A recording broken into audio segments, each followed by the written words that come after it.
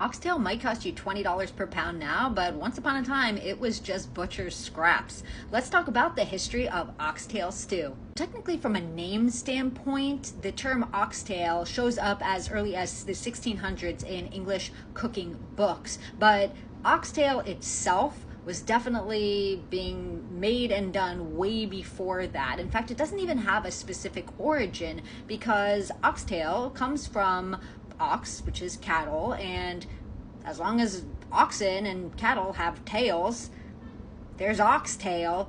In the 18th and 19th century in London, this was a meal made by working class people. This was used from discarded pieces, and it was made into a stew with carrots and turnips and ale, and when it's cooked down it becomes kind of gelatinous, which I know doesn't sound hyper appealing, but like you kids these days, you see on TikTok and all the places all of these influencers talking about like beef tallow and collagen and all this stuff, right? So like this is very in that same vein. It was hearty and it was filling and cheap, which is the most important thing. Now, in a different part of the world, during the transatlantic slave trade from the 16th to 19th century, enslaved Africans in the Caribbean and American South were given these offcuts, these discarded pieces. So you think about oxtail, of course, and tripe and feet. But the people were incredible, and they took something seemingly nothing and made it into very much something. They gave it spices, they had whatever they had on hand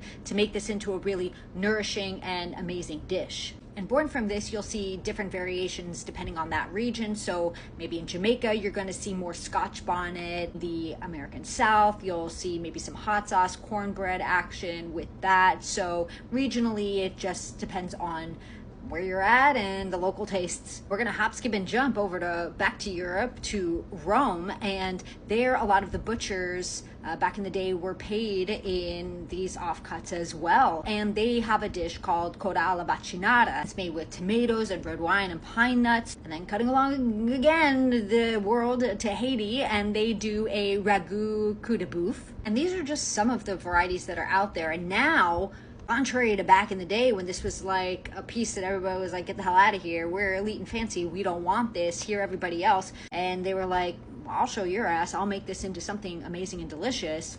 Now oxtail is super expensive, the tables have turned, it's in the same place as the underwater roaches of lobster with its very high esteem. And if you want to learn more about the history of oxtail stew, you can check out the episode on YouTube at the I Am Sprung channel or as a podcast wherever you get your podcast. Just search for Sprung on Food.